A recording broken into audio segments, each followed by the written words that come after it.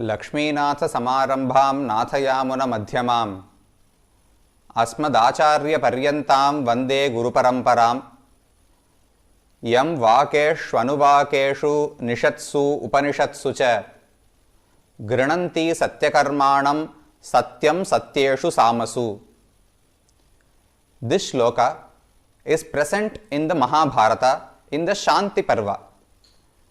This verse states that all the Vedas talk about Bhagavan Sriman Narayana.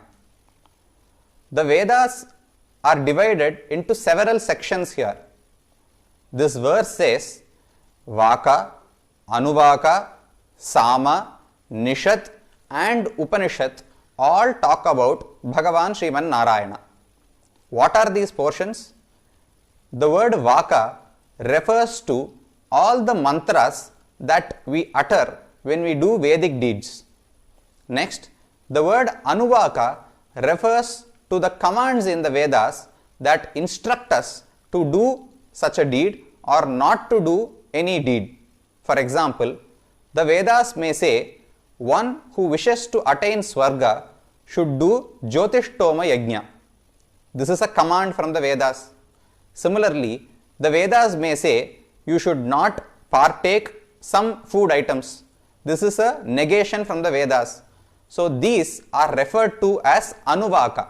Vaka means mantras, Anuvaka means commands, and Sama means the singing portions, the tune portions of the Vedas. These three talk about Brahman. The next two portions are what are of interest to us, Nishat and Upanishad. The word Nishat means those Vedic passages that talk about Brahman but indirectly. That is, they may talk about Indra, about Varuna, about Agni, about Kubera and other such deities, but in truth their intent is to talk about Bhagavan. The last portion called Upanishad do not talk about any other deities. They directly talk about the glory of Sriman Narayana. So Nishad just means that portion which refers to or talks about Brahman but indirectly. Upanishad means that Vedic passage which directly talks about Brahman. This meaning is found from the very word Upanishad. Upa means close by. Nishat means sitting down. So these passages called Upanishad are very close to Brahman. That is, they directly talk about the glories and the activities of Brahman. They do not have any intermediary.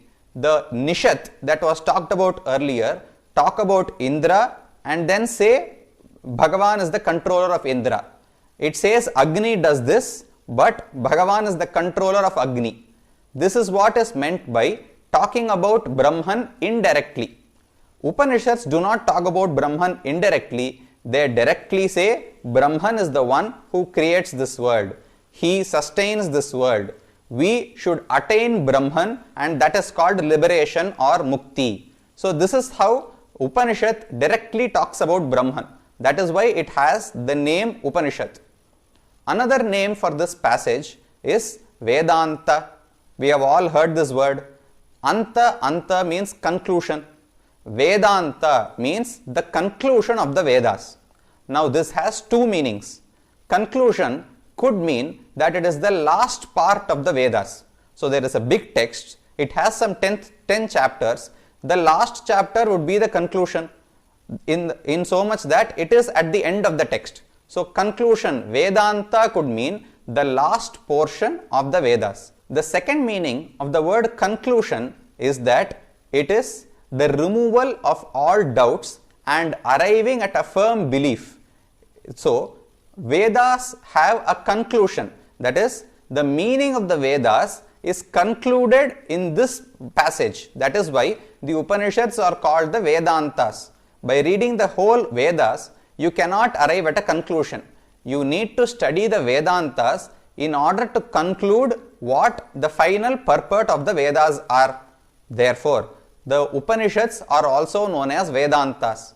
This verse now says Vaka, Anuvaka, Sama, Nishat and Upanishad all talk about Brahman Satyakarmanam, Grinanti Satyakarmanam, Satyam Satyeshu Samasu.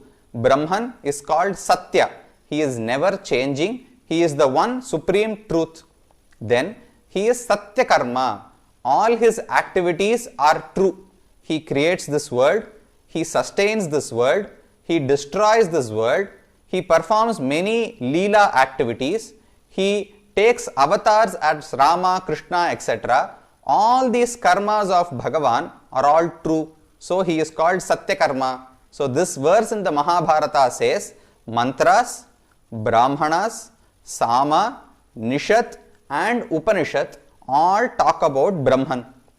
Now the final portion of this Veda, the concluding portion is called the Upanishad. That is the portion that is also called as Vedanta. This Vedanta is what is of interest to us. We in this world have been born here for any reason it may be, but we are looking for salvation. We see that this world is filled with sorrow, and even if there is a little happiness, it is quickly followed by sorrow. Therefore, we wish to go to a land where there is only bliss and no sorrow. The Upanishads say that the only way to do this is to get rid of this samsara and attain liberation or mukti. The Upanishads talk about the means by which we can attain liberation. However, these Upanishads cannot be understood directly. We have limited knowledge, limited time and limited power to study the whole Upanishads. Therefore, we need some texts that can elucidate the meaning of the Upanishads and explain to us in a language that we can understand in. These texts are called Upabrahmanams. An Upabrahmanam is a work of a great rishi or a seer who has understood the meaning of the Vedas and written this text so that people who come in the future can read it and bolster their understanding of Brahman. We need not depend on Upabrahmanams completely. We can read the Upanishads and form an initial idea, but to reach a conclusion, to reach a firm belief, we would need these Upabrahmanams that elucidate the meaning. These Upabrahmanams for the Vedanta are the Itihasas and Puranas.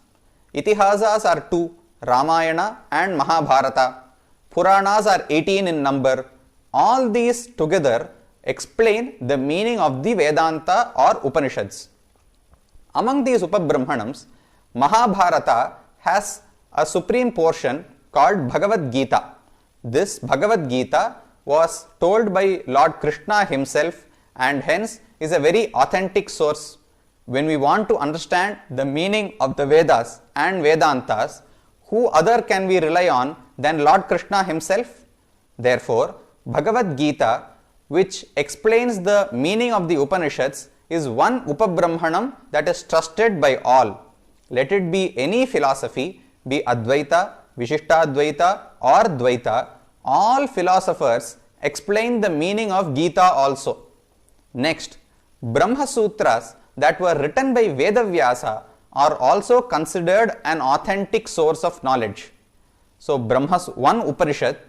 To explain that Upanishad, we have two major texts. One is the Brahma Sutras, the other is the Bhagavad Gita. Both of these explain the meaning of the Upanishads. Let us see how. When we talk about the Brahma Sutra, there is a shloka in Sri Ramanuja's Sri Bhashyam. Parasharya Vachasudham Upanishad Dugdhabdi Madhyodhritam Samsaragni Vidipana Vyapagata Pranatma Sanjeevanim. In this shloka, the first verse is what we require right now. Parasharya Vachasudha. Parasharya means sage Vedavyasa. Parashara Maharishi was the one who wrote Vishnu Purana. His son is Parasharya, who is Vedavyasa. Parasharya Vachasudha. Parasharya or Vedavyasa wrote the Brahma Sutrams. That is the nectar that came from the mouth of Vedavyasa.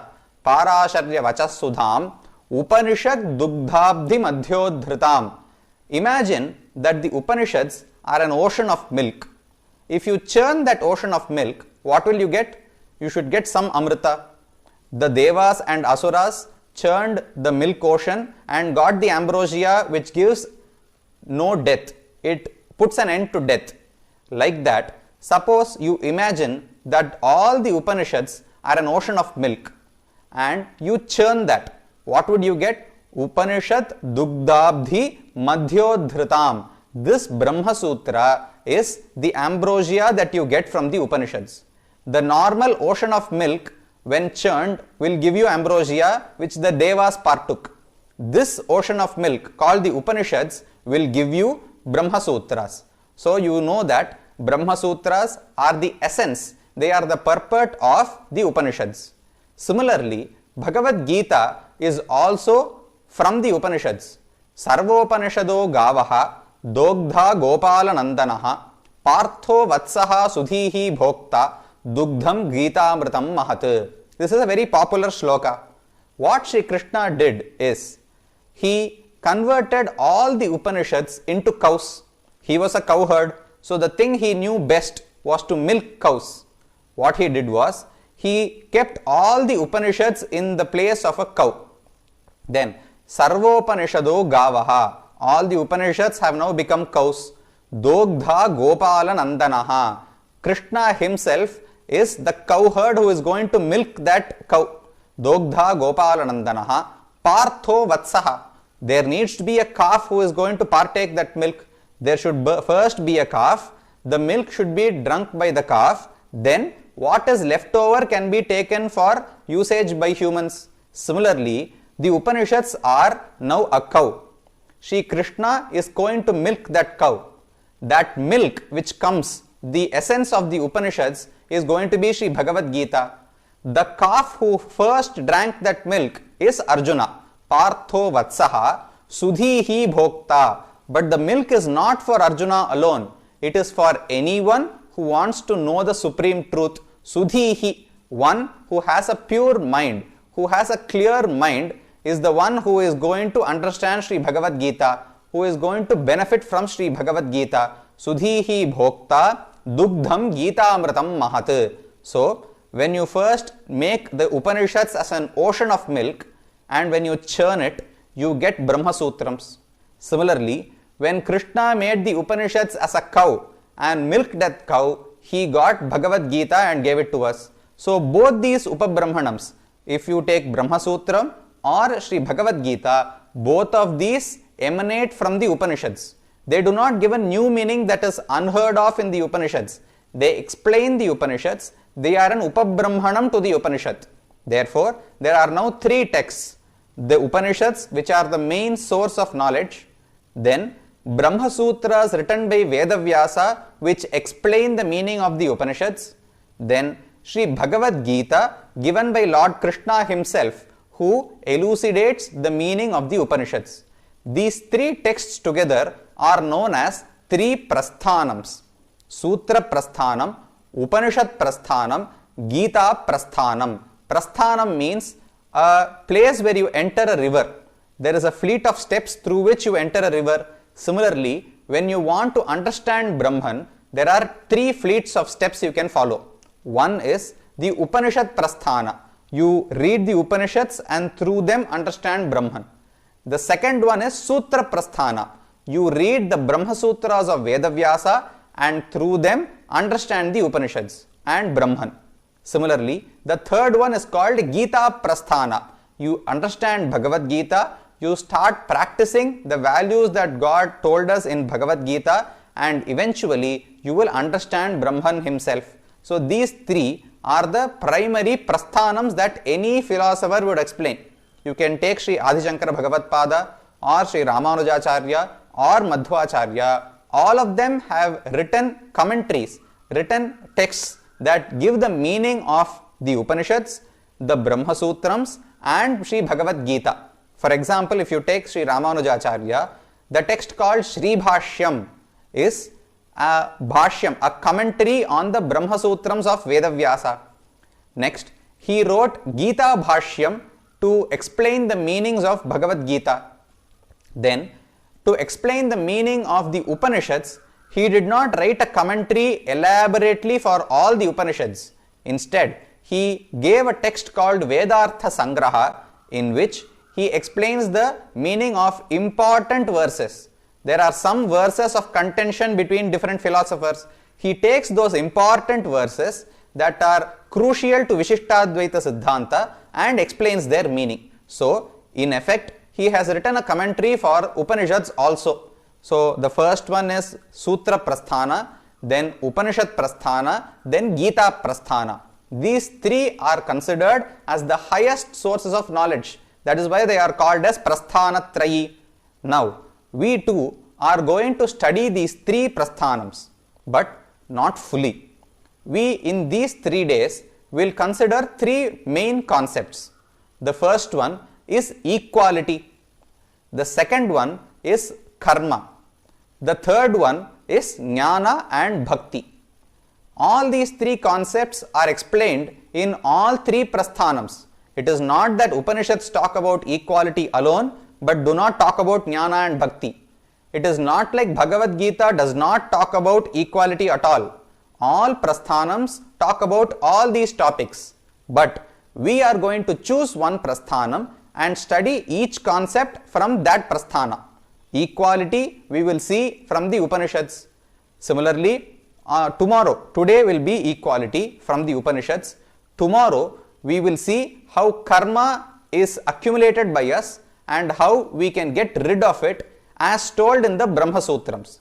The Sutra Prasthana will be read tomorrow, and from that we will understand about karma and how to get rid of it. Day after tomorrow, from the Gita, we will understand what jnana and bhakti are. When we follow one prasthanam, we cannot read that alone or in isolation. When we read about Upanishads, we will keep Brahma Sutrams and Gita as ancillary sources. We will support our understanding using those two. Similarly, when we read the Bhagavad Gita, we will see verses from the Upanishads and passages from the Brahma Sutrams which will explain Gita also. So, these three prasthanams are always interlinked. They talk about the same purpose, about the same concepts.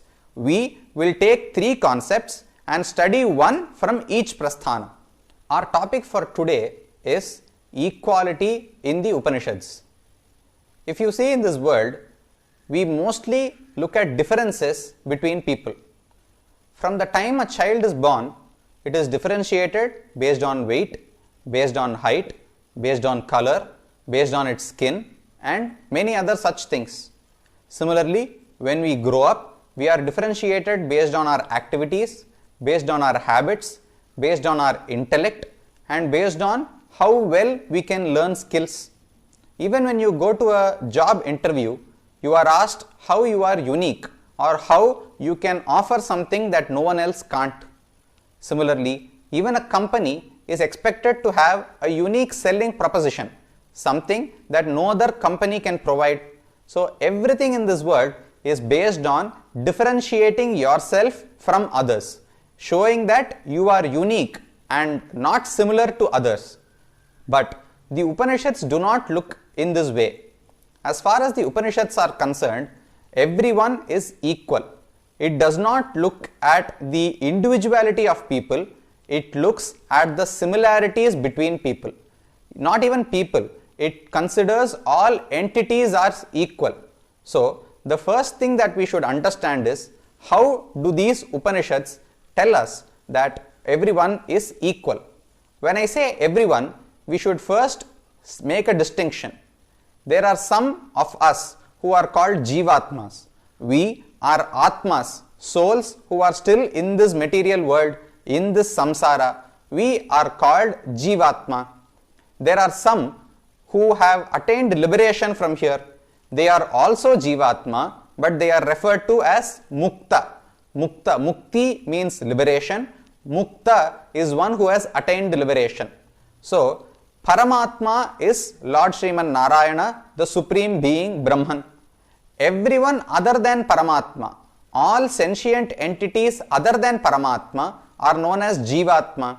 So, there are two categories. When I say Atma, there is one Jivatma and one Paramatma. These are the two categories. Vedas say that all Jivatmas are equal.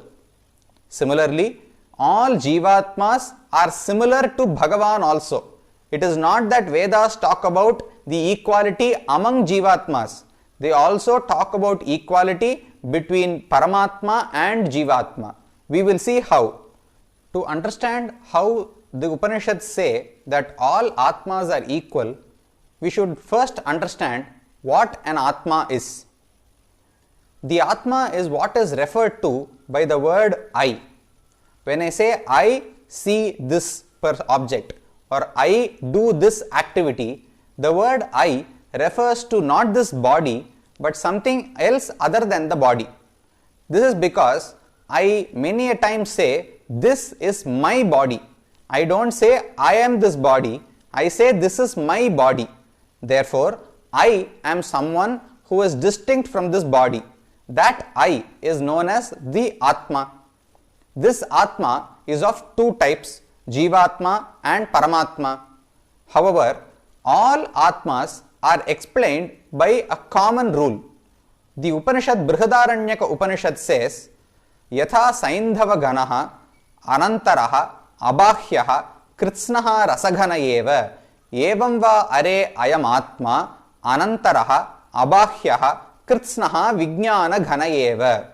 What this means is, when you take a rock of salt, whether you check the inside or the outside, it is also always going to have a salty taste. It is going to be a saline taste. Similarly, when you take an Atma, that Atma is completely made of knowledge. We have something called knowledge, conscience. So, Atma himself is conscience. This is what the Upanishads say about us. Next, they also add one quality. It is not that the Atma is conscience himself, he also possesses knowledge. So, there is one entity of knowledge which is called the Atma. That entity cognizes itself. When I say I, that is the knowledge that is called Atma. Next, when I say I cognize a pot or I see this book, then what I mean is I have knowledge, I possess knowledge using which I am able to see this book, I am able to see some pot. So, there is an Atma who is made of knowledge and who also possesses knowledge. So, there are two knowledge entities. Suppose there is a flame, a lamp. There is one part called a flame and then there is light all around it. That light is also a dravyam. This flame is a dravyam, a substance, and this flame also gives birth to the light that is around it. That is called Prabha. So, Deepam refers to a flame and Prabha is the light that has extended throughout this room. Now, can this Prabha exist without a Deepa? When you extinguish a flame, the light around is also destroyed. Similarly, there are two entities of knowledge. One is the base called the Atma. The Atma himself is made of knowledge. Then the Atma also possesses knowledge. That knowledge is called Dharmabhuta Jnana. So, when I say I see a pot, actually there are two knowledge entities there. The part which says I is actually the entity called Atma. Then when I say see a pot or see a book, then what I mean is I, the Atman, through my Dharmabhuta Jnana, the knowledge that I possess, have grasped this book, have grasped this pot. Therefore, this Atma is completely made of knowledge. This is what is referred to as Jnanaika Akara. This Atma is completely made of knowledge. He is not made of flesh. He is not made of the Panchabhutas, fire, water, etc. He is just an entity made of knowledge. This quality is common to all Atmas. It is not that I am made of knowledge and some other Atma is made of flesh. All Atmas, evam va are ayam Atma, anantaraha abahyaha, kritsnaha vijnana ghana eva. Vijnana means knowledge.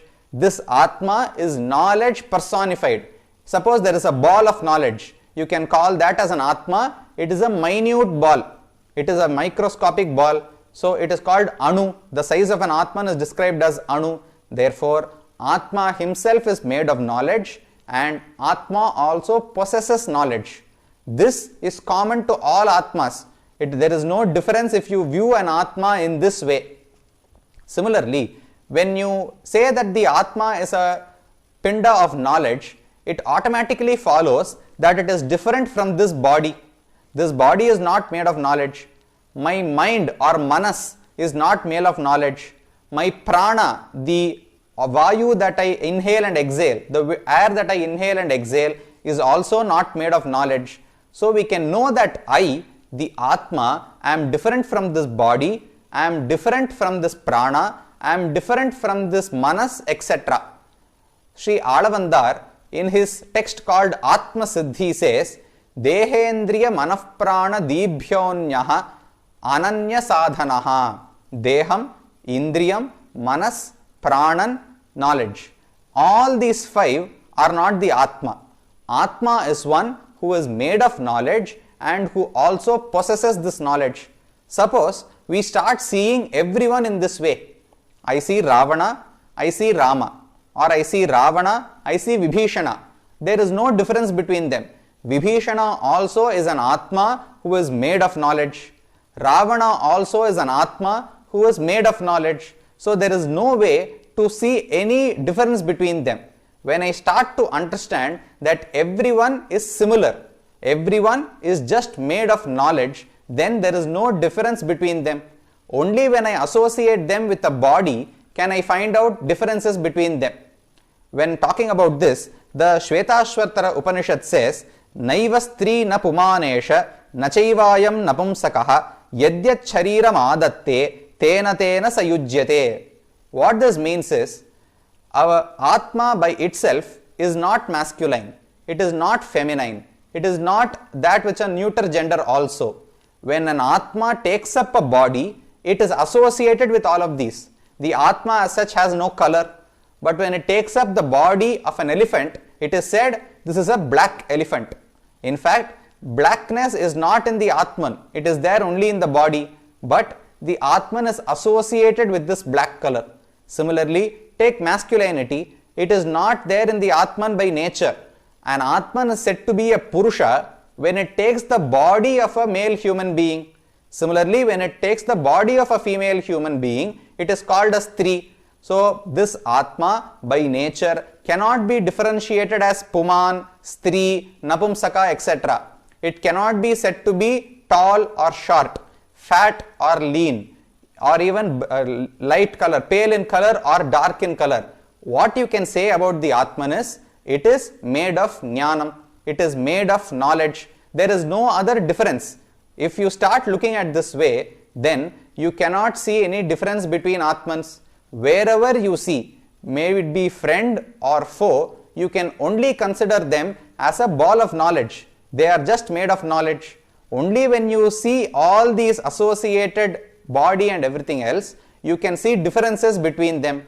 This is explained in the Vishnu Purana. Yadyanyosti parah kopi mattaf parthiva sattama tada yeshoham ayam chanyaha iti ishyate. In Vishnu Purana, Parashara says, if another Atman is of a different nature than my nature, then I can say, I am this person, he is a different person. I am yeshaha, tada yeshoham, I am cha anyaha. If I am made of knowledge and some other Atma is not made of knowledge, then I can say, I am of this nature, that person is different. But what Parashara says is, Yedi anyosti parah kopi mattaha parthiva sattama. O king, if another Atman was not made of knowledge but had some other nature, then I could have said, I am different and he is different. But since all Atmans are made of knowledge alone, I am not able to differentiate between them, saying, I am knowledge and he is not knowledge, or I am fat and he is lean. All these differences do not apply to the Atman. They are just with the body, they rest with the body. Therefore, we should first learn that this Atman is made of knowledge alone. He is not this body, he is not fat or lean, he is not tall or short. All you can say is, Atma is made of knowledge. So this is the first equality that we should understand. When talking about this, Krishna says, Vidya Vinaya Sampanne Brahmane Gavi Hastini Shunichaiva Shvapakecha Panditaha Samadarshinaha. He talks about equality in the 5th chapter of the Bhagavad Gita. Samadarshinaha, people who see equality. What do? Vidya Vinaya Sampanne Brahmane Gavi Hastini Shunichaiva Shvapakecha Panditaha Samadarshinaha. Panda means knowledge. Pandita means one who has knowledge, one who has understood the true nature of the Jivatman. One such person, a Pandita, what does he do? Vidya Vinaya Sampanne Brahmane Gavi Hastini Shunichaiva Shvapakecha Samadarshinaha. He sees, he views everything as equal.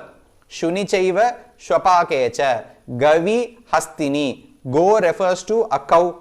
Hasti refers to an elephant. So whether he sees a small animal like a cow or if he sees a large animal like an elephant, he sees no difference. This means he does not differentiate based on the size of the body. He only says that all Atmans, the Atman residing within this cow and the Atman residing within this elephant, are both made of knowledge. So there is no way to differentiate between them. This body has been taken up by that Atman due to some past karma, due to some virtue or some papa that it has done. Suppose you remove all these frills. All these are frills, they are not natural to the Jivatman. It is only attached because he is in this samsara. Suppose you view the original Jivatman, the Jivatman who is devoid of all this body and other things that came because of samsara. What can you say? This is knowledge. This Atman is knowledge. You cannot say that this is a cow, this is an elephant. You cannot say this is small, that is large.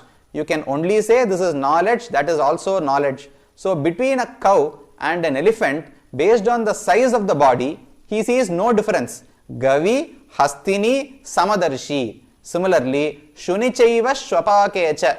Be it a dog or someone who kills and eats a dog. You can take any animal for that matter. An animal that is being killed and the person who kills and eats that animal, both are the same, because this animal is actually a Jivatma that resides within that body, that is made up of Jnanam alone. This hunter or the person who kills that animal is also an Atman that is made of Jnanam alone. So there is no way to differentiate between them. Based on size, between a cow and an elephant, you cannot differentiate. Between a dog that is being killed and a hunter who kills that dog, based on their activity, you cannot differentiate. Similarly, Vidya Vinaya Sampanne Brahmane. Between someone who is well read, who is literate, who has studied all the Shastrams and has good discipline, between such a person and between a normal Brahmana who is just a Brahmana by birth but has not gotten any of these virtues like education or a good discipline, between these two also there is no way to see a difference. A normal Brahmana who is just a Brahmana by birth or one who has accumulated knowledge, accumulated any discipline, etc., there is no way to differentiate between them, because this person is also a Jivatma who is made of knowledge. The one who has amassed a lot of wealth or a lot of knowledge also is also a Jivatma that is just made of knowledge. There is no way to differentiate between them. So Panditaha, one who has seen the truth about the Atman, Vidya Vinaya Sampanne Brahmane Gavi Hastini Shunichaiva Shvapakecha Samadarshinaha. What this person, what the scholar sees is, he only sees all Jivatmas as an entity made of knowledge. He does not differentiate between them. If you start doing this, then you will not have any friend or you will not have any foe. You can have an equal mind towards everyone. So this Samadarshanam is what is attained by Atma Sakshatkara. When Gita talks about Atma Sakshatkara, Shri Krishna says the one main indicator of Atma Sakshatkara is you will start seeing everything equally. A cow or an elephant, a dog or a hunter, a well-read person or an illiterate person, you can see all of them are as equals, because you know that they are all made of knowledge. Jnanaika akara. Their form is just knowledge. They are not any differentiated by their body, by their activities, by their education, by their discipline or anything else. Vidya vinaya sampanne brahmane gavi hastini shunichaiva shvapakecha panditaha samadarshinaha. Next he says, ihaiva tair jitas sargaha yesham samye sthitam manaha nirdosham hi samam brahma tasmad brahmani te sthitaha. Krishna says, one who has learnt to view everything as equal has become a mukta here itself. Ihaiva tair jitas sargaha. Iha, in this very materialistic world that we called as samsara, ihaiva taihi jitas sargaha. Creation or destruction has been won over by them. How can they win over samsara? Yesham samye sthitam manaha. Those whose mind rests firmly in this samya, in this equality of all souls, they have won over creation. How is it? Nirdosham hi samam brahma. The jivatma who has been detached from this body, detached from this samsara, is called brahma. It is nirdosha. It does not have karma. It does not have any connection to this samsara. Suppose there is such an atman, a mukta atma, an atman that does not have any connection with this samsara. That atman is called brahma. Nirdosham hi samam brahma. All such atmans are equal. Even when they are residing within this body, all atmans are as such, in their nature similar. They are all just made of knowledge. What differentiates them is the body that they take up or the activities that they do. All of these are not natural to them. An atman is not a cow by nature. It has taken the body of a cow because of its past deeds. I am a human not by nature. I am an atma who is just made of knowledge. I have taken this body because of my past deeds. Therefore, nirdosham hi samam brahma. If you remove all these doshas, you remove the body, you put it away for a moment. You look at the atma devoid of all of these, then nirdosham hi samam brahma. All atmans are equal. Therefore, tasmad brahmani te sthitaha. One who is capable of viewing everything equal has won over this samsara because he does not have any rivalry with anyone anymore. He does not have any desire or any dislike. He views everyone equally. So in time he can do he can perform bhakti yoga and attain Bhagavan himself. Therefore, Sri Krishna says all atmans are equal. All jivatmas are just made of knowledge. They are not this body. They are not their education. They are not their activity. They are just an entity made of knowledge. So you should treat all of them equally. The same thing was told by Parashara Maharshi in Vishnu Purana. The same thing was told by the Upanishads. Anantaraha, Abahyaha, Kritsnaha, Vijnana Ghanayeva. He is completely made of knowledge alone. Now, this is one aspect which unites us all. We are all made of knowledge. Be it a jivatma within a human body, a jivatma within the body of an animal, a jivatma within the body of a plant, or the jivatma within a rock. All of us are made of knowledge. This is one common attribute that unites us all. The second attribute is that we all possess Brahman as our Atma. Vedas say, Tat Srishtva Tadeva Anupravishat Tadanupravishya Satchatyacha Bhavat. Once Brahman creates this world, it enters them. Anena Jivena Atmana Anupravishya Namarupe Vyakaravani. Therefore, Brahman resides within every Jivatma. You can take an example. This is my body. We call it as Shariram or Deha. I am the Atma who is residing within this body. So I am an Atma and this is my Shariram. Similarly, Bhagavan resides within me. Therefore, I am the Shariram for Bhagavan. Sriman Narayana resides within the Jivatma. Jivatma resides within a body. So this body, the body of a human being, is a Shariram to me, the Jivatma. Similarly, This Jivatma is the Shariram for Paramatma. This is how their connection is. So, Brahmatmakatvam, possessing Brahman as our Atma or being the body of Brahman is common to all of us. You would have heard this popular saying, Neha nanasti kinchana. Upanishads say, Na iha nana asti. Several things are not present here. Nana means multitude.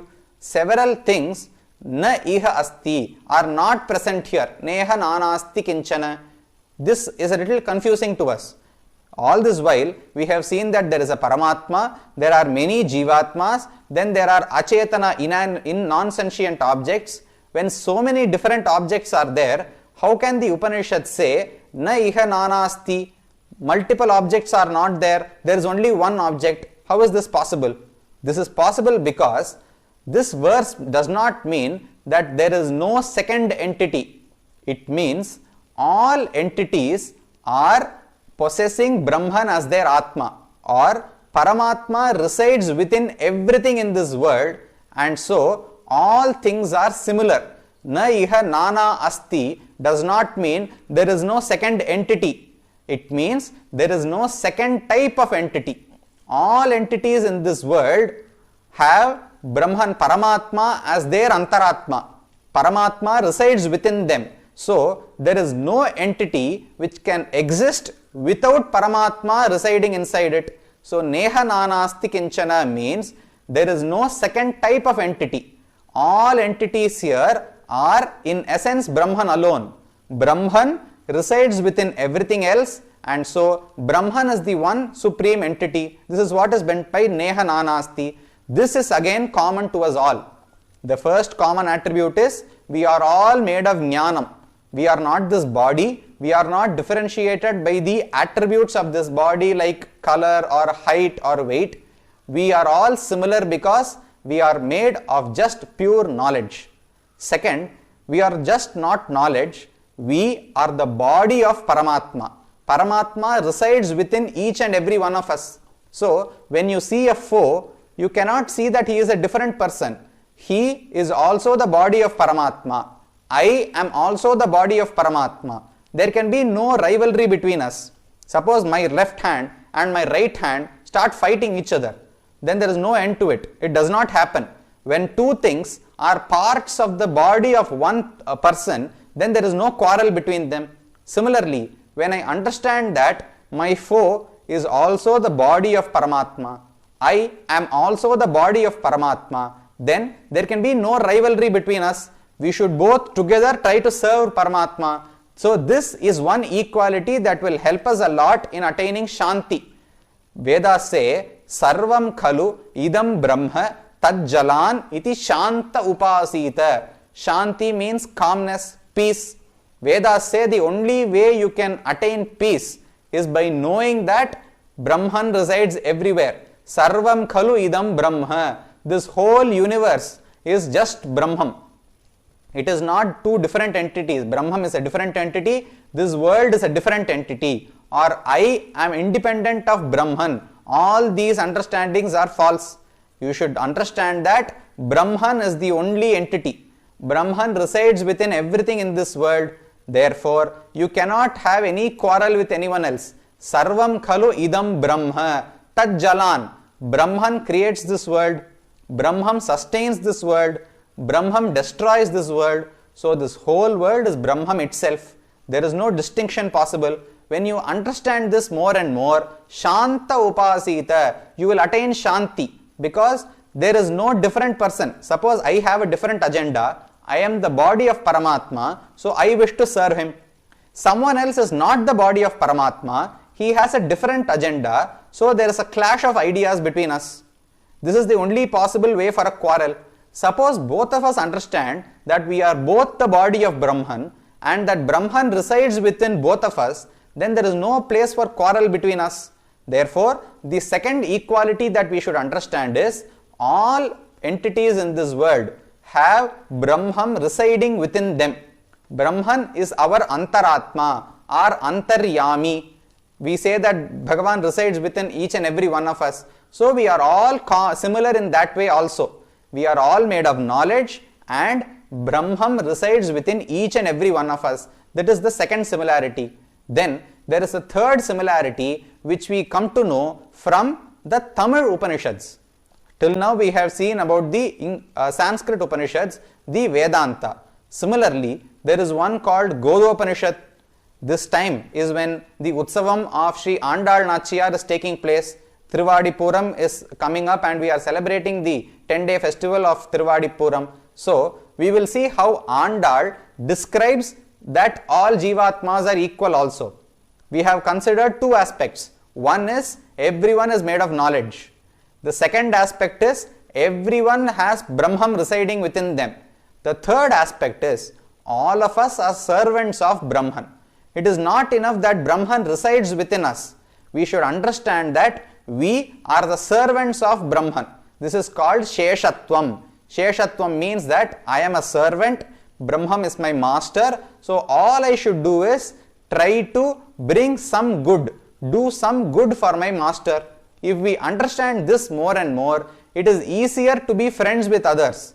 So, Neelatungas Tanagiri Tati Suptam Udbodhya Krishnam Pararthyam Swam Shrutishata Shirassiddham Adhyapayanti Svochishhtayam Srajanigalitam Ya Balatkritya Bhungte Goda Tasyai Nama Idamidam Bhuya Yevastu Bhuyaha.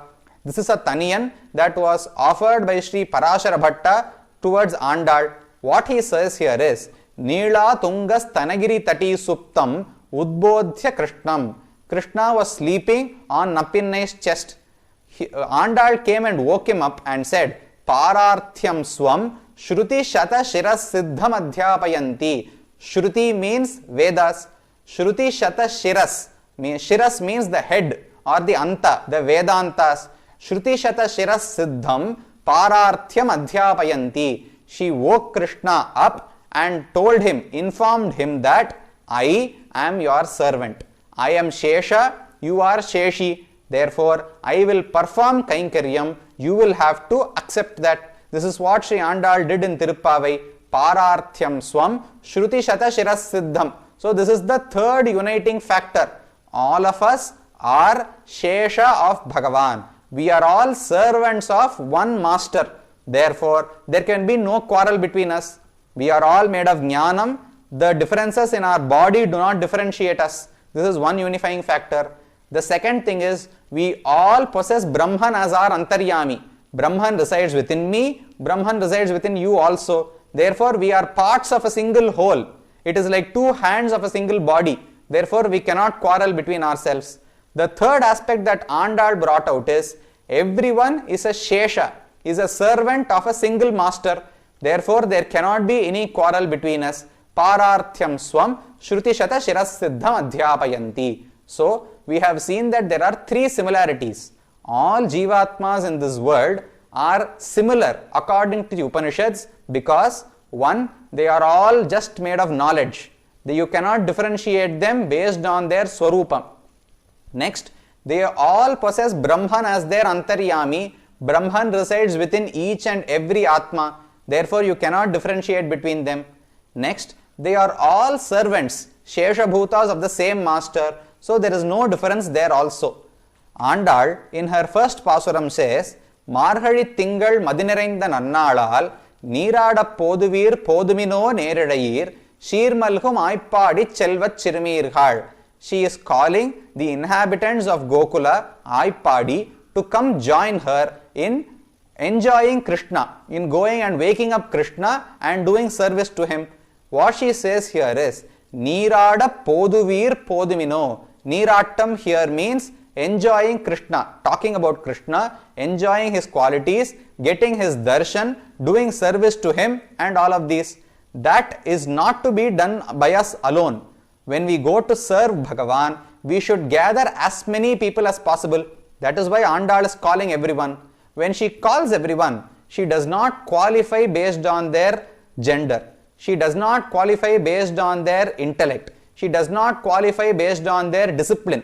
All she says is, Neerada Poduvir Podumino. Those who are interested in enjoying Krishna and his Leela, please come join me. Neerada Poduvir. Those who are interested in this Krishna Anubhava, Podumino, please come and join me. So there again she says all of us are equal. You might have been born in any family, you might have been with any education, you might have any amount of wealth, you might have any amount of bhakti, but all these do not matter in front of Bhagavan. Only what matters is you should have interest to know about him, you should have interest in reaching him. So this is another common aspect. We are all made of knowledge. Brahman resides within each and every one of us. We are all servants of the great master, Sriman Narayana, and what matters, what is common to us all is our interest to attain liberation. There is nothing else that we need. If we all have interest, then we are all equals. This is what Andal told us. So this first portion, we have seen how Jivatmas are all similar. They are not same. I am not saying that there is only one Jivatma in this world. There are countless Jivatmas. However, they are all similar. They are all equal because they are all made of knowledge. Brahman resides within each and every one of them, and they are servants of the same master. So this is the similarity or equality that the Upanishads preach amongst Jivatmas. But the Upanishads do not stop there. They go on to say that Jivatmas and Paramatma are also equal, are also similar. This is not easy to digest. We know that we are not omnipotent. We have very less power. Bhagavan has a lot of power. He is able to create and destroy worlds. I am not able to do that. He is Sarvagnya. He is said to be omniscient. He can cognize everything in this world. We are not able to do that. When there are so many such differences, how does the Veda say that Jivatma and Paramatma are also similar? There is one verse, Dva Suparna Sayuja Sakhaya Samanam Vriksham Parishasvajade Thayoranyah Pippalam Swadvatti Anashnan Anyaha Abhichakashiti. What this verse says is, there are two birds sitting in a single tree. One bird eats the fruits of that tree. The other bird does not eat the fruits that come from that tree. However, the bird that is eating the fruits becomes duller and duller. The bird that does not eat the fruit becomes brighter and brighter. This is what this verse says. But it is not just about two fruits or two birds or just a tree. What this means is, Dva Suparna, the Jivatma and Paramatma are the two birds that are mentioned here. Dva Suparna, Sayuja. Sayuk means those who have similar qualities. Paramatma and Jivatma are said to have similar qualities here. Dva Suparna Sayuja, Sakhaya. Sakha means friend. They both go together wherever they go.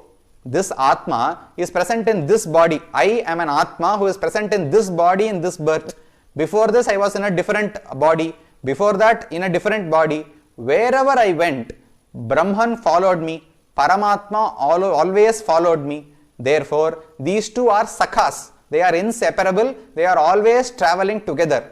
Dva Suparna Sayuja Sakhaya. This Jivatma and Paramatma, who have similar qualities, are both living in a same tree.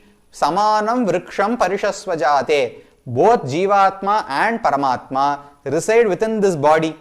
This body is made of flesh. Within this body there is a Jivatma, that is me.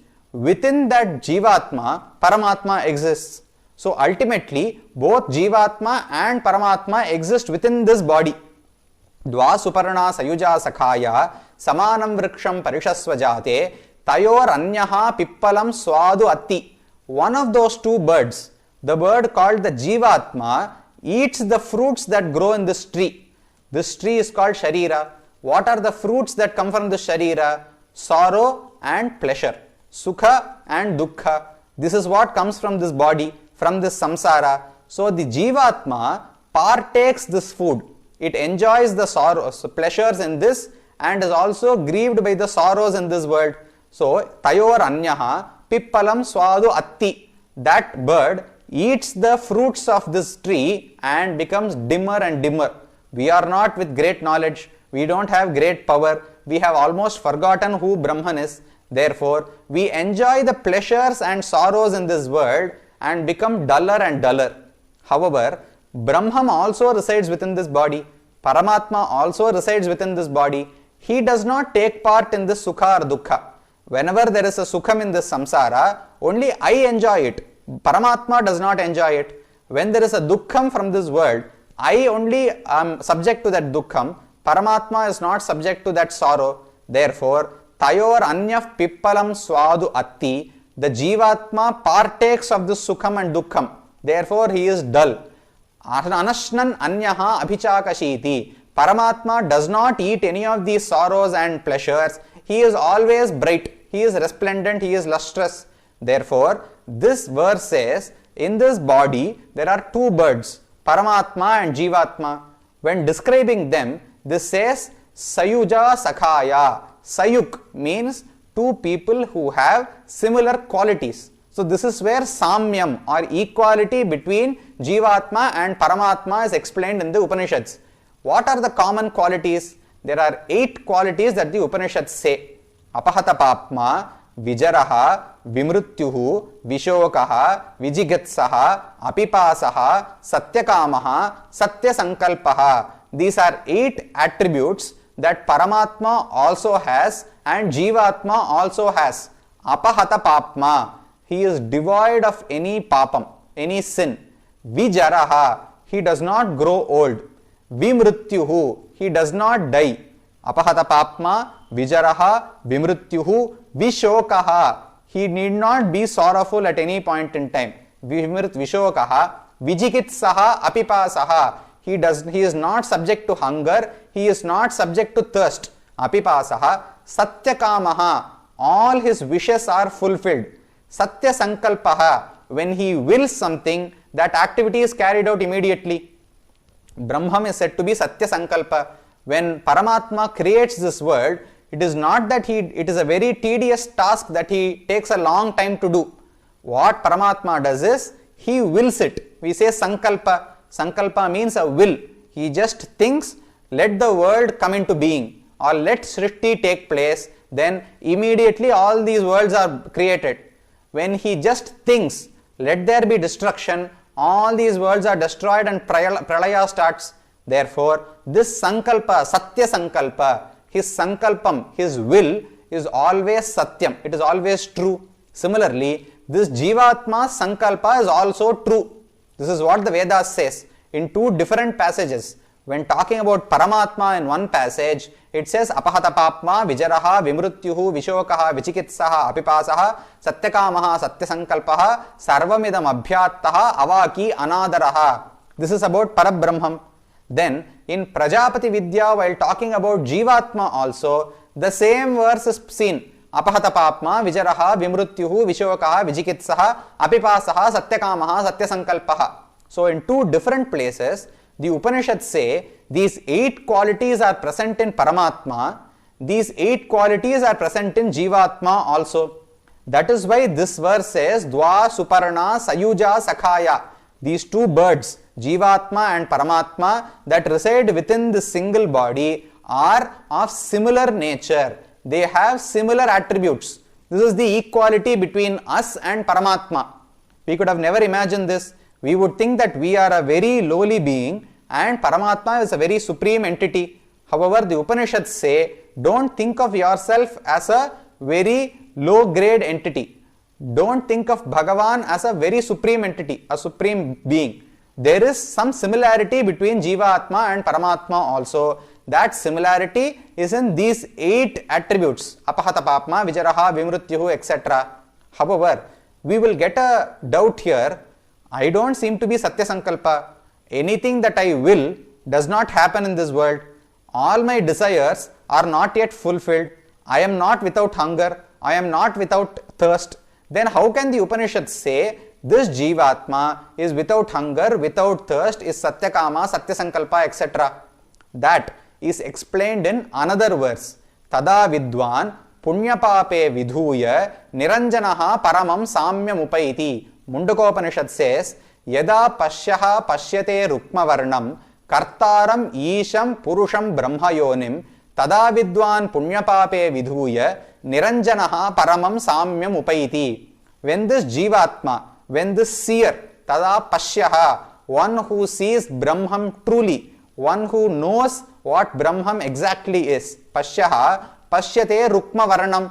Bhagavan has the light or the luster of a gold. Pashyate rukma varnam kartaram isham purusham brahma yonim. He is called Purusha. He is the karanam for this whole world. This whole jagat is created from Brahman. Kartaram isham purusham brahma yonim. Tada vidwan punyapape vidhuya. When one truly understands Brahman, when he truly sees Paramatma, punyapape vidhuya, he gets rid. Merit is called punyam, demerit is called papa. So that is sin. So tada vidwan punyapape vidhuya. He is removed of all of these. Punyapape vidhuya niranjanaha. Anjanam means usually the kajal that we apply. Niranjanaha. There is nothing that is sticking him to this samsara. He has no connection to this samsara anymore. Niranjanaha paramam samyam upaiti. He attains equality with Brahman. Samyam means equality. Paramam samyam upaiti. He attains equality with Paramatma. This is what this Shruti Vakyam says. This Upanishad Vakyam says. So, first the verse said Jivatma and Paramatma are similar. Sayuja. They both have these 8 common qualities.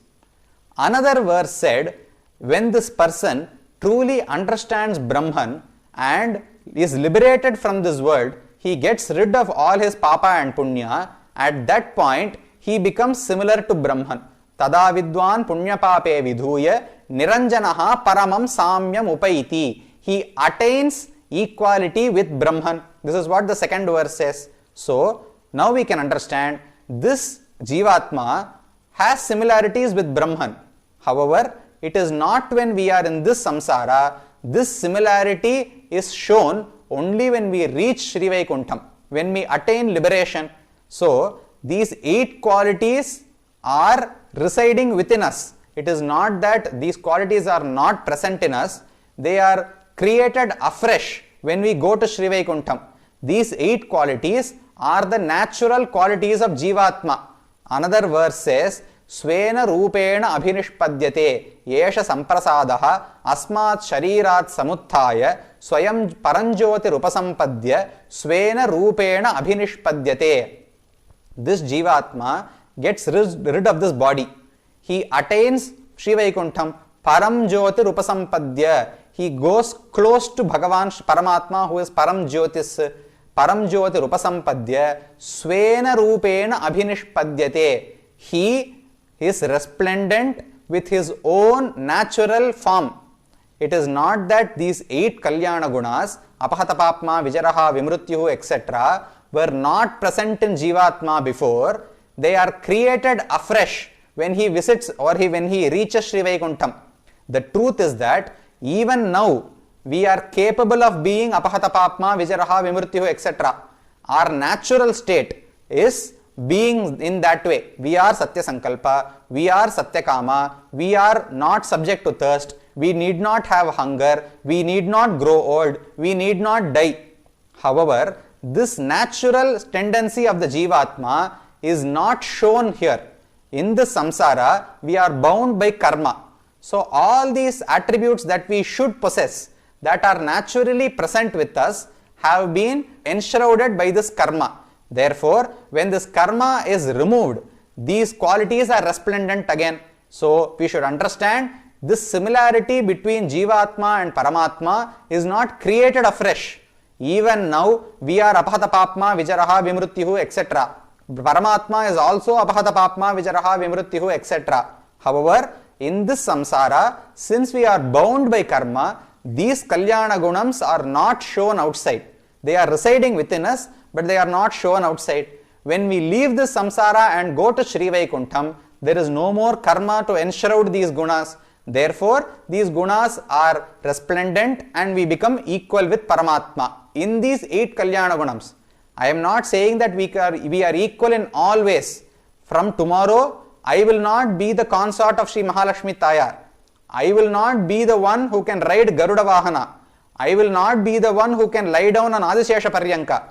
Those qualities are unique to Paramatma. However, there is similarity between Paramatma and Jivatma in these 8 Kalyana Gunas. So, these 8 things, similarly, Ananda Samyam. Brahman has supreme happiness. Saishanandasya Mimagamsa Bhavati. Upanishad tries to find out how happy Brahman is. It tries to measure the happiness of Brahman, but says, I am not able to. Yato vacho nivartante aprapya manasasaha anandam brahmano vidwan. Vedas Upanishad says, I am not able to measure the happiness of Brahman. It is niratishaya ananda. It has supreme happiness. There is no way to measure it. When this Jivatma is liberated from this samsara and attains mukti, we get that happiness that is equal to the happiness of Brahman. Therefore, these 8 qualities are similarities between Brahman and me. Similarly, there is equality in happiness between Paramatma and Jivatma. This is the second thing. This is the similarity between Paramatma and Jivatma. The first concept was the similarity amongst Jivatmas. All Jivatmas are made of knowledge. All Jivatmas are possessing Brahman as their Antaryami. All Jivatmas are servants of Paramatma. So these are the similarities between Jivatmas. Next, between Jivatma and Paramatma, the similarity is he also possesses 8 gunas. We also possess 8 gunas naturally, but they are not shown outside now. When we reach Vaikuntham, those 8 Kalyana gunas will be resplendent again. Similarly, there is equality in Anandam between Bhagavan and Jivatma. This is the second equality. So, from now till now, we have seen that all Jivatmas are equal. Similarly, Jivatma and Paramatma are equal in certain ways. However, all this is from our viewpoint. Krishna says, Vidya Vinaya Sampanne Brahmane Gavi Hastini. He instructs us to see all Jivatmas are equal. He instructs us to see that Jivatma and Paramatma are also equal in certain ways. This is what we have seen till now. But the Upanishads go a step further and also says, from the viewpoint of Paramatma too, all Jivatmas are similar and Jivatmas and Paramatma are similar. From the viewpoint of Jivatmas, we have seen till now. We are all made of knowledge. We all possess Brahman as our Antaryami. We are all servants of Brahman. So we should consider everyone as equal. But there is also from the viewpoint of Paramatma, how he is common to all. How he views all Jivatmas are equal. Veda says, the Vedas say, Nityo Nityanam Chetanas Chetananam Eko Bahunam Yo Vidadhati Kaman. One Brahman, one Paramatma gives all the desires of all other beings in this world. Nityaha, Ekaha, Chetanaha. One supreme being is the one who gives the fruits to everyone. I might go to Bhagavan and pray for a house. Someone else might go to Bhagavan and ask for a child. Someone else might want a booming business. So when all of us have certain desires, there needs to be a person who fulfills these desires. That person is Paramatma. He alone is common to all of us. Nityaha ekaha chetanaha nityanam bahunam chetananam kaman vidadhati. It is not that my desire is fulfilled by someone else and your desire is fulfilled by someone else.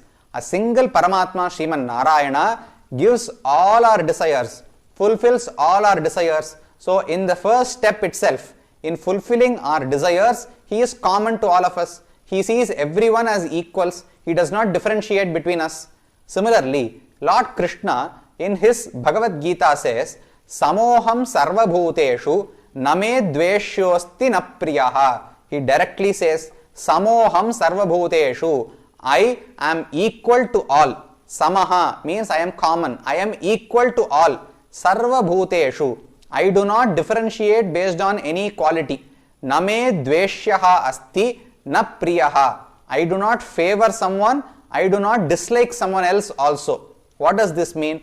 When Krishna says, I am common, I am equal to all, what he means is, when someone has grown tired of this samsara and wants to attain mukti, he wants liberation, he must now go and surrender at the feet of Lord Krishna.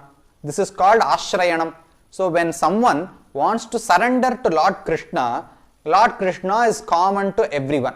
samoham sarvabhuteshu. Swami Ramanuja says, ashrayaniyatve samaha. Anyone and everyone can go to him and surrender at his feet and request for mukti. He does not differentiate anyone based on their birth, based on their wealth, based on their education or anything. That is what he says next. Name dveshyosti na priyaha. Suppose there are two people. One is wealthy, the other one is a beggar. When both of them come to Krishna and surrender at his feet, it is not that Krishna favors the one who has a lot of wealth. Name dveshyosti na priyaha. Priyaha, preeti means favoring someone. I do not favor someone because of their wealth or education or birth. Similarly, I do not dislike or hate someone based on their wealth or their education or their birth. Name dveshyosti na priyaha. I do not have any hatred or I do not have any liking towards any specific person. I am common to all. Samoham sarvabhuteshu. This is Lord Krishna's word. So, he is common to all of us. He treats all Jivatmas are equal. Of course, there will be differences between Jivatmas. One might be born in a different family, another might be born in a different family. One might be educated and might know the Shastras, another might not even know to read or write. One might be wealthy, the other one might be a pauper. However, Brahman does not differentiate on these. When Paramatma grants mukti, he does not consider your wealth or your birth or your education. All he sees is your bhakti. So when you want to surrender to God, he is common to all of us. So this is how he sees us as equals. The first thing that we saw was we should view all Atmas are equals. Now Bhagavan is viewing all Atmas are equals. He does not differentiate based on their birth or wealth. Name dveshyosti na priyaha. All he sees is, do you have a desire to attain mukti? Do you have a desire to perform kainkaryam or service to me? This is all that he expects. He does not expect anything else. This is why he is called Samoham Sarvabhuteshu. Similarly, Suhridam Sarvabhutanam Nyatva Shanti Mritchati. In another verse, Gita says, Suhridam Sarvabhutanam. Suhrit. Hrit means manas, mind. Suhrit means he has a positive mind. He has a conducive mind towards everyone. Suhridam Sarva Bhutanam. He does not wish some people to be destroyed or some people to be ruined. He does not want some people to live a very prosperous life. He is Suhrit to everyone. Suhridam Sarva Bhutanam. He wishes well towards everyone. Suhridam Sarva Bhutanam Nyatva Shanti Mritchati. Kurattalvan says, Srinidhim Nidhim Aparam Arthinam Arthitartha Paridana Dikshitam Sarvabhuta Suhridam Dayanidhim Devarajam Adhirajam Ashraye. In his Varadaraja Stavam, when talking about Kanchipuram Varadaraja Perumal, what Kurattalvan says is Srinidhim Nidhim Aparam Arthinam. Whoever comes to him and asks for any boon, Lord Varadaraja grants it. Arthitartha Paridana Dikshitam. Varadaraja has taken a vow. Whatever one may ask of him, any boon you ask of him, he will definitely grant it to you. Arthitartha Paridana Dikshitam Sarvabhuta Suhridam. He has a conducive mindset. He wishes well for everyone in this world. So he treats everyone equally. He does not differentiate based on any of our materialistic qualities.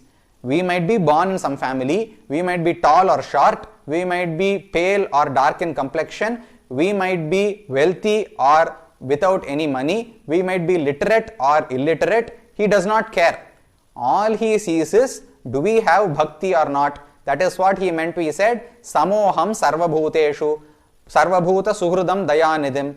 This is why Bhagavan is likened to a cloud. We say Neelameghashyam. In many places, Minnumam Adaithavadum Megavanna. Alvar in one verse says, Megavanna. You have the color of a cloud. Why is this? Why is Bhagavan compared to a cloud? A cloud does not see on whose head it is pouring water. It pours on hills, it pours in valleys, it pours on the heads of good people, it pours on the heads of bad people also. So it does not differentiate on which land it is pouring the rain on. It pours in all places alike. Similarly, Bhagavan is filled with karunyam. He has compassion. He pours that compassion upon everyone without differentiation. He does not think that this is a high place. Let me give my compassion here, I will get a lot of returns from them. This person is a pauper. Let me not pour my compassion to him. He cannot do anything for me in return. Bhagavan never thinks in this way. Be it a pauper or a wealthy person, just like a cloud will rain in any place, be it a hill or a valley or the sea or land. Similarly, Bhagavan pours his compassion on everyone. That is why he is likened to a storm cloud. So, Minnuma Madaithavadum Megavanna. That shows his samata. He considers everyone equally. Swami Ramanuja in his Gadyatrayam says, Analochita Vishesha Ashesha Loka Sharanya. Analochita Vishesham. Alochana means considering something, pondering over something, without investigating the merits of a person. Analochita Vishesha. Vishesha means the uniqueness, the whatever good is there in a person. Analochita Vishesha Ashesha Loka Sharanya. He is Sharanya to everyone. He is the abode. He is our only surrender for everyone. However, he does not investigate whether we have good or bad in us. Analochita Vishesha Ashesha Loka Sharanya. This is what Swami Ramanuja says. Even Vibhishana in Ramayana says, Nivedayata Mam Kshipram Vibhishanam Upasthitam Sarvaloka Sharanyaya Raghavaya Mahatmane. Raghava is the only person. Rama is the only person to whom anyone in this world can surrender to. Sarva Loka Sharanya. Sharanam means surrendering to someone. Sharanya is the person who is surrendered to. I am the person performing Sharanagati. Sharanagati is an act. The person to whom I perform Sharanagati is called Sharanya. So Sri Rama is called Sarvaloka Sharanya. He is the only one to whom any person can surrender to. Be it Vibhishana or even Ravana. Even if Ravana had come to Rama, fallen at his feet, given Sita back to Rama and asked forgiveness, Rama would have forgotten all his sins. He already said that, Yadiva Ravana Swayam, if Sugriva has come to surrender to me, I am happy. If Ravana himself has come to surrender to me, I am ecstatic, because if Ravana comes and surrenders to me, the whole Asura Jati is going to live. All the Rakshasas need not die a waste death in battle. They can all live a happy life. So, whatever be our sins, Bhagavan is willing to accept us. That is why he is called Analochita Vishesha Ashesha Loka Sharanya. So, he is common to all of us. He views all Jivatmas as equals. He does not differentiate based on our education or birth or wealth or anything.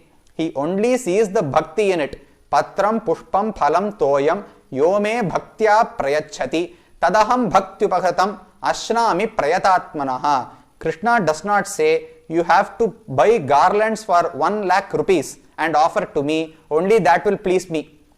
He does not say you have to buy tens of kilograms of mangoes and offer to me. You can even offer a banana. You can even offer a small piece of garland. Patram Pushpam Phalam Toyam. Patram means just a leaf. Pushpam is a flower. Phalam is a fruit. Toyam is water. You need not have some Ganga Jalam or water from the Yamuna. Any water that you find, you can offer to Bhagavan. Yome Bhaktya Prayachati. Bhagavan only investigates whether it has been given with bhakti or without bhakti. That is all he is concerned with. Yome Bhaktya Prayachati Tadaham Bhaktyupakhritam Ashnami Prayatatmanaha. If that entity, whatever object you are giving me is drenched in bhakti, then I accept it with wholeheartedly. So I do not differentiate based on who you are or what the value of that object that you are giving is. All I see is whether that object is drenched in bhakti. Therefore, this is how Bhagavan sees us equally. Jivatmas are all equal. Jivatma and Paramatma are also equal. These two, first we saw how we should think about it. We should consider all Jivatmas are equal because we are all made of Jnanam. We are all body of Paramatma. We are all servants of Paramatma. Then we should consider ourselves and Paramatma as equal because The Upanishads say there are 8 qualities which are common to us and Paramatma. Upanishads also say our happiness when we reach Mukti is going to be at par with the happiness of Brahman. So this is from our viewpoint, how we should view all Jivatmas, how we should view Jivatma and Paramatma as equal. Then the third thing that we saw was how Paramatma views all Jivatmas as equals. He does not differentiate based on our education or anything. He only considers our bhakti. Samoham sarvabhuteshu name dveshyosti na priyaha. Now the final thing that we have to consider is how Bhagavan considers Jivatma and Paramatma as equals. Till now we have seen how we should consider Jivatmas as equal. We should consider Jivatma and Paramatma as equals. How Bhagavan considers all Jivatmas as equals. The final thing that we should study now is how Paramatma considers Jivatma and Paramatma as equal. He says, Priyo hi jnaninaha atyarthamaham sachamama priyaha jnanitu atmaiva me matam. When describing about his bhaktas, his devotees, Krishna says in Bhagavad Gita, Udara sarvayevaite jnanitu atmaiva me matam. Jnani, one who has understood Brahman completely, one who has a lot of devotion towards Brahman, that person is my Atma. Till now what have we seen? Jivatma is the body, Paramatma resides within Jivatma. Therefore, Paramatma is our Atma. We are the Atma that is present inside this body made of flesh. Then, within this Jivatma, Paramatma resides as an Atma. Now what Krishna is saying is, I am not the Atma of a Bhakta. Bhakta is my Atma, because without an Atma, the body cannot stand.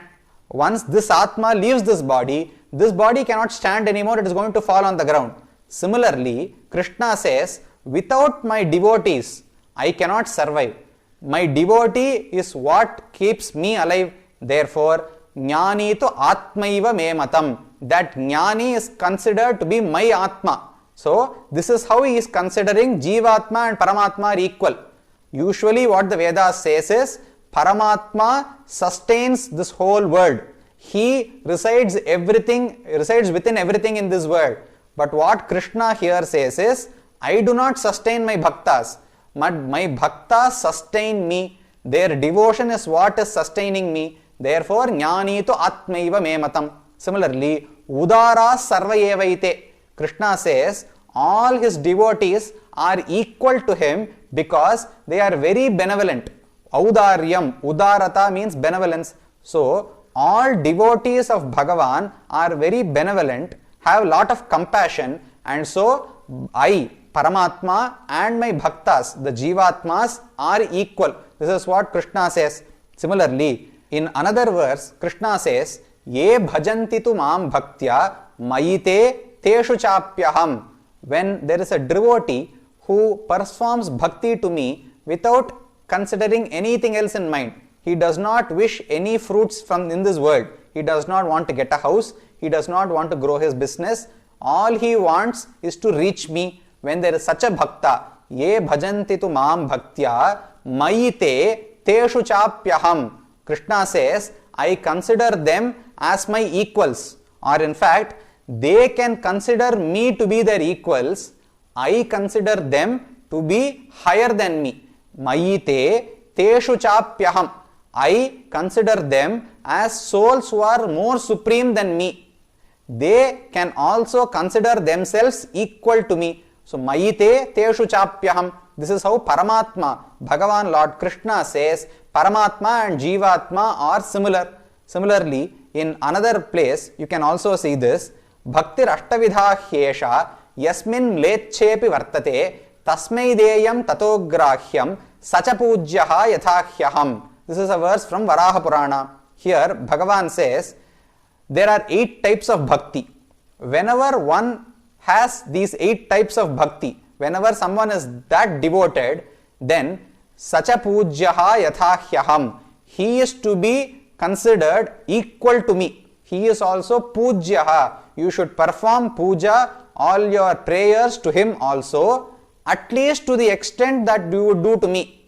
He does not say that I am supreme Next to me are my devotees. He says, when there is a devotee who has unfaltering bhakti towards me, then he is more supreme than me. You should pray to me. In fact, you should pray even more to him. Sacha pujyaha yathahyaham. Just as I am to be considered, he should also be considered in the same way. If you do puja to me, you should also do puja to him. So this is what Shri Krishna says. All these pramanams show that Paramatma himself considers Jivatmas and Paramatma are equal. So we have seen two viewpoints. From the viewpoint of Jivatma, all Jivatmas are equal. From the viewpoint of Jivatma, Jivatma and Paramatma are equal because we have 8 attributes in common. Similarly, from the viewpoint of Paramatma, all Jivatmas are equal because he does not favor anyone, he does not dislike anyone based on their birth or their education. So he is common to all. He samoham sarvabhuteshu. This is what Lord Krishna said. Similarly, from the viewpoint of Paramatma, Jivatma and Paramatma are same. Not all Jivatmas, but one who is devoted to Bhagavan is equal to Bhagavan. This is what Lord Krishna says. This is what Varaha also says in Varaha Purana. Therefore, this is the equality that is preached by the Vedas. Vedas, where Upanishads say all Jivatmas are equal, Jivatma and Paramatma are equal. This is how Paramatma is treating you. Paramatma does not differentiate between Jivatmas. Paramatma does not differentiate between Jivatma and himself. Therefore, how can we differentiate? I cannot judge someone else. I cannot say he has committed a sin. I cannot say he is a good person. I cannot say he is wrong. I cannot judge someone like that. All we should see is we are all equal. We are all made of knowledge. We are all the body of Paramatma. We are all servants of Paramatma. So this is equality. When we said Samoham Sarvabhuteshu, there is one Divyadesham in Kerala Divyadeshams that exhibits this. You would have heard of Thiruvananthapuram, Ananta Padmanabha Swami. There are 3 doors through which you can have darshan of Bhagavan. There is one door for the head, one for the Nabhi, and one for the Tiruvadi, his lotus feet. There are 3 doors. You can stand at each door and have darshan of Bhagavan. Alvar asks, why are there 3 doors? The first door near Bhagavan's face is for Nitya Suris to come and perform service to him and to enjoy him. Nitya Suris are Vishwaksena, Garuda, Ananta, etc. who are in Sri Vaikuntham. They have never taken birth in this world. They have always been liberated souls. They are called Nitya Siddhargal, Nitya Surayaha. So those Vishwaksena, Ananta, Garuda, etc., when they come to Thiruvananthapuram, they stand in front of the first door and have darshan of the face of Lord Sriman Narayana. Next, the Nabhi area, the central navel area, Brahma, Rindra, Rudra, etc. All the Devas who are in this world can come to that central door and have darshan of Bhagavan and his navel lotus and his chest area. So that the middle gate is for all the Devatas. The last door, which is near his feet, is for samsaris like us, Jivatmas like us, who have come to perform surrender to him. When Alvar describes that, he says, Amararai Tirihinnar Hatku, Adisher Anandapurattu, Amararhon Archikkin, Angahappani Shaivar Vinnor. Alvar, Swami Nammalvar, has written 10 songs about Thiruvananthapuram. It starts with Kedumidarayavellam Keshavayanna. In one of those songs, he says, Amararai Tirihinnar Hatku Adi. Amarar means Devas. So Amararai Tirihinnar Hatku Adi. He is the master of all Devas. So Devas come to him, they stand in front of the middle door and have his darshan. Then Amarar Kon Archikkin Ang Ahappani Shaivar Vinnor. Amarar Kon. Now Amarar means Nitya Surihal. The people who have always been in Sri Vaikuntham like Vishwaksena, Ananta and Garuda. Amarar Kon, the leader of those Nitya Suris is Vishwaksena. Amarar Kon Archikkin Anga Ahappani Shaivar Vinnor. Vishwaksena is doing puja to Bhagavan Ananta Padmanabha Swami. Then all other Nitya Suris are performing some service there. Ahappani Shaivar Vinnor. Ahappani means some Kainkaryam in that inner sanctum. Therefore, Ahappani Shaivar Vinnor. So, in this verse, he said, all the Devas come here to take darshan of Anantapadmanabha. Similarly, Vishwaksena and all his followers come to Thiruvananthapuram to have darshan of Anantapadmanabha. Then finally he says, Padamudai Aravil Palli, Payinnavan Padam Kana, Nadamino Namarhalullir Namumak Kariyachonnom. He instructs all of us to walk to Thiruvananthapuram today. Nadamino Namarhalullir. If you consider yourself to be a follower of Swami Nammalvar, then start today, go to Thiruvananthapuram and perform service to him. Padavudai Aravil Palli Payinnavan Padam Kana. Go have darshan of his feet. So for people like us, Alvar says, Bhagavan shows his feet from the third door. For the Nitya Suris, Bhagavan shows his face through the first door. For Devatas, Bhagavan shows his Nabhi through the central door. So there are three doors. For three people, he is equal, he is common to all of us. So here he shows Samyam. In this Divyadesham called Thiruvananthapuram, Anantapadmanabha Swami exhibits this quality called Samyam, equality. He is for everyone. He does not differentiate between Nityasuris, Devatas and normal Samsaris like us. He gives darshan, grants darshan to everyone to three different doors. So this is where we can see the Samyam of Bhagavan. So in this much we have seen equality as expounded by the Upanishads. However, there is a problem with equality. I will just explain that one more concept and complete this lecture. Equality means I act in the same way towards everyone. However, this might not work out all the time. Suppose there is a fence which is 5 feet high. There are three people. One of them is 1 foot tall. The second one is 3 feet tall. The third one is 5 feet tall. Now the third person can look over the fence without any help. He need not be assisted to look over the fence. The fence is 5 feet high. This person is also 5 feet tall. He can look across. The person who is 3 feet tall needs some support, some block beneath him which is at least 2 feet high. So I give him a 2-foot chair over which he can stand and look over the fence. The third person was just 1 foot tall. He requires a stool or a chair which is 4 feet high. If I am just equal, I am common to everyone and I say I will act equally to everybody, then what I will do? I will give a 2-foot chair to the 5-foot tall person, a 2-foot chair to the 3 feet tall person, a 2-foot chair to the 1-foot tall person. Is this useful? The 5-foot tall person does not need a chair at all. The 1-foot tall person, even if he has a chair which is 2 feet high, cannot see over the fence. So equality does not work when people have different capabilities to start with. Only if all the people are equal, their capabilities, their power, their intellect is equal, then I can be equal to all of them. If there is some difference between people in their capabilities, then equality does not work always. That is when something called equity comes into play. Equity is fairness. It's the same three people. One is 5 feet high, the second one is 3 feet high, the third one is 1 foot high. What should I have done? The 5-foot tall person does not need any chair. I don't give him anything. The person who is 3 feet tall, I should have given a chair that is 2 feet high so that he can look over the fence. The third person is just 1 foot tall, so I should have given a chair that is 4 feet high. Only using that can he view across the fence. Therefore, I am not equal now. The chair that I gave to the second person is just 2 feet high. The first person did not get any chair. The third person got a chair that is 4 feet high. So I have not been equal, but I have been fair. So this is the concept of fairness or equity. So Bhagavan follows this equity also. He is not always equal, he also is fair. This is shown in the popular verse, Dhyayan Krite Yajan Yajnaihi Tretayam Dwapare Archayan Yadapnoti Tadapnoti Kalau Sankirtya Keshavam.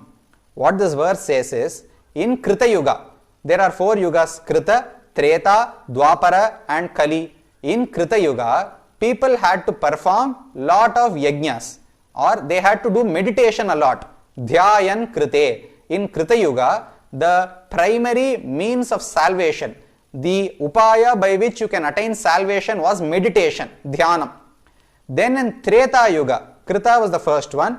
Treta Yuga, it was yajanam. You had to perform a lot of Vedic rituals. You had to perform yajnas. Dhyayan krite, yajan yajnaihi tretayam, dwapare archayan. In Dwapara Yuga, people could not do meditation for a long time. Their intellect had reduced, their concentration has reduced. They could not perform a lot of Vedic rituals also. So Bhagavan converted the means. He says, do archanam. Dwapare archayan. In Dwapara Yuga, you can perform archanam to Bhagavan, that is enough.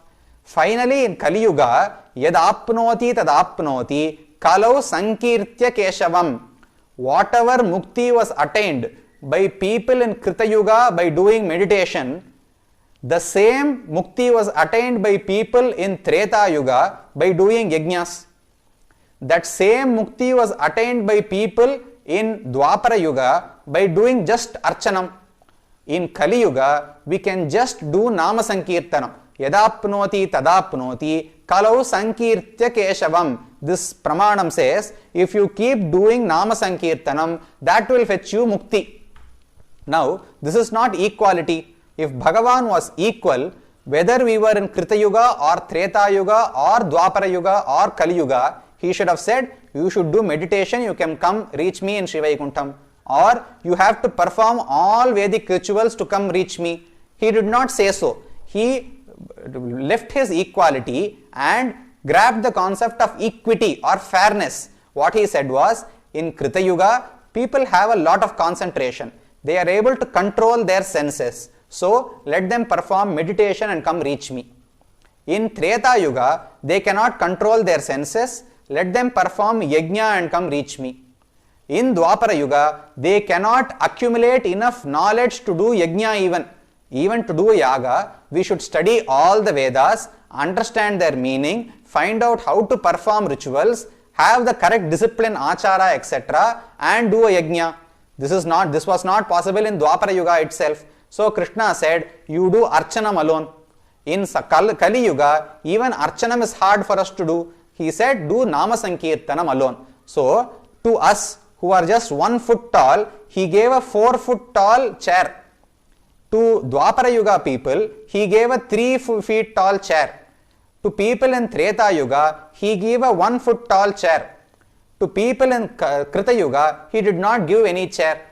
Therefore, he did not treat us equally. He treated us fairly. So this is another concept. What we saw about the Upanishads preaching about equality is all valid. All Jivatmas by nature are equal. Jivatma and Paramatma by nature are similar in 8 attributes.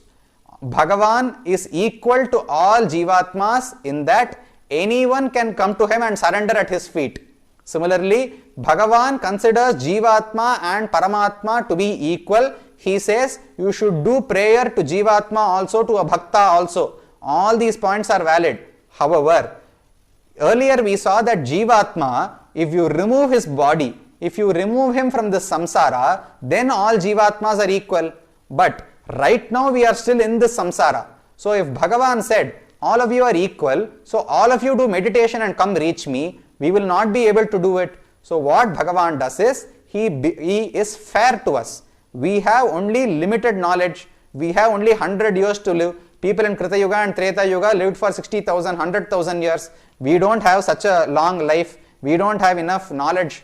We do not have the concentration to control our senses. So he makes the upayam easier. He said the first yuga people have to do meditation. In the second yuga you can't do meditation, you do yajna. In the third yuga you can't perform yajna also, you can do archanam. In the fourth yuga you are not able to do archanam also, do nama sankirtanam. So this concept of fairness is called equity. Bhagavan shows this also. So he says equality and equity, both of these are shown by Bhagavan. Andal in her final verse also shows this. Vanga kadal kadainda madhavanai keshavanai tingal tirumuhattu cheyidayar shenniranji அங்க பரகொண்ட வாத்தை அணிபுதுவை பைங்கமல தண்டெறியல் பட்டர்பிரான் கோதை சொன்ன சங்கத்தமிழ் மாலை 30 தப்பாமே இங்கிப் பரிசுரைப்பார் ஈரிரண்டு மால்வரைத்தோள் செங்கண் திருமுகத்து செல்வத் திருமாலால் எங்கும் திருவருள் பெற்று இன்புறுவர். This is the final verse of Andal's Tirupavai. You have to split this verse into 4 portions. The first one is வங்க கடல் கடைந்த மாதவனை கேசவனை திங்கள் திருமுகத்து சேயிழையார் சென்னு இறஞ்சி அங்கு அப்பறைகொண்ட ஆற்றை. So the first thing was happened was in Dwapara Yuga, in Gokulam, a lot of gopikas got together, performed a vratam, Katyayini vratam, and wanted to get Bhagavan Lord Krishna as their husband.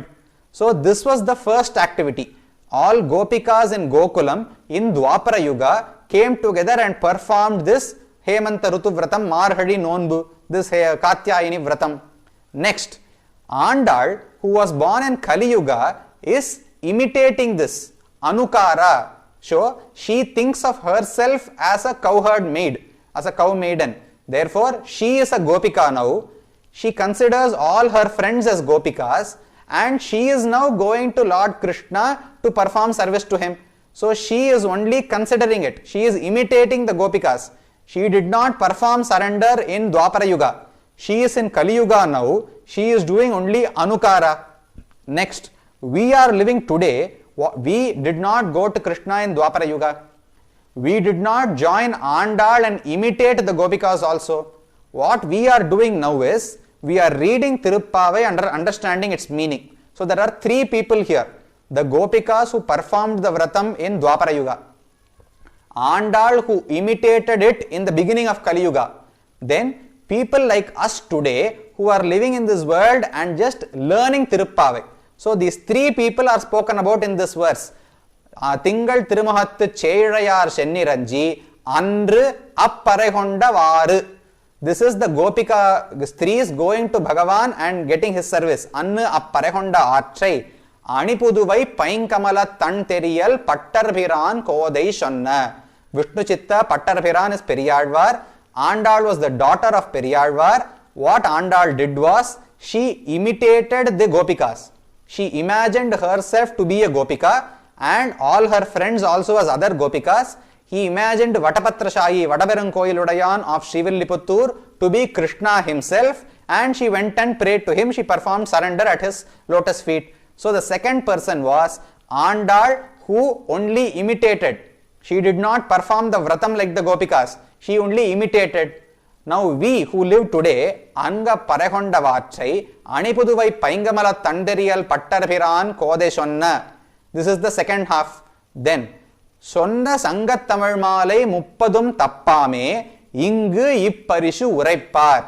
What we are doing is, we are only chanting Tirupavai today. We did not perform the Vratam with Gopikas. We did not imitate the Vratam with Andal.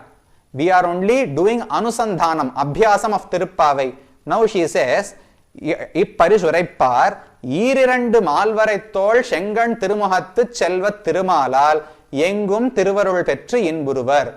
Anyone, be it the Gopikas, or be it Andal, or be it today the people, us, who are just learning this Tirupavai, we will all get the blessings of Bhagavan and we will be happy. Chelvat Tirumalal, Yengum Tiruvarul Petri Inburuvar. We will get the anugraham of Bhagavan and we will have a happy life. So this fruit or the result is common to all 3. Gopikas performed Vratam, they got Bhagavan's anugraham. Andal imitated the Vratam, she got Bhagavan's anugraham. We are just reading Tirupavai, we will also get the same anugraham and compassion from Bhagavan. Therefore, we might be different, but Bhagavan is fair to us. We do not have enough bhakti to do a vratam towards Bhagavan now. We do not have enough bhakti like Andal to imitate the vratam.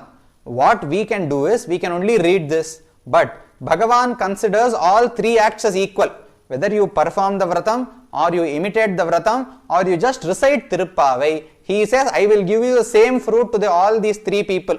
So this is his equity, this is his fairness. So Bhagavan is equal to everyone and he also is fair to everyone. This is how the Upanishads explain the concept of equality. All Jivatmas are equal because they are made of Jnanam. They are all the body of Paramatma. They are all the servants of Paramatma. Next, Paramatma and Jivatma are similar because there are 8 attributes that is common to both of them. Next, Paramatma considers all Jivatmas as equal because he does not favor anyone or dislike anyone based on their individual education or birth or anything. He only considers their bhakti. Next, Paramatma considers Jivatmas as equal to him. He says a devotee of mine should be revered just like you would revere me. So this is the equality that the Upanishads talk about. This equality is only when is in paper. When I say it is in paper, it is not present today. We can view ourselves and Paramatma as equal. Paramatma always considers us as equal. But today the situation is we are not all equal. We have taken different births. We have different lives. We have different behaviors, different discipline. All these differences come in based on karma. Naturally, left to itself, all Jivatmas are similar. You cannot differentiate between 2 Jivatmas. But we are not left alone. We are not in isolation. We are present within this samsara. Therefore, all these differences, bodily differences, differences in behavior, differences in knowledge, differences in our sattvam, rajas or tamas, all these come in because of our association with karma and our association with this samsara. So that is the next concept that we should understand. First, we should all understand that all Atmas are equal. So all of us have an equal right to attain liberation. It is not that salvation is the belonging of some certain people alone. Salvation or mukti is common to all because we are all equal. This is what we have seen today. However, we are not all seen to be equal today. When we see at this world, we see a lot of differences. So next we need to understand why these differences came up and how we should remove these differences. This has to do with the concept of karma, which we will see tomorrow using the Brahma Sutras. So karma and redemption from the Brahma Sutras is our topic for tomorrow. So we have learned about equality today. We will learn how Atmas who are so similar or such equals have come to be so different. This is what is done by our karma. So that karma and how we can get rid of it and reach the lotus feet of Bhagavan will be our topic for tomorrow. So I invite you all to join me tomorrow to see the next topic in this series. Srimate Ramyajamatri Munindraya Mahatmane Srirangavasine Bhuyat Nityashrir Nityamangalam.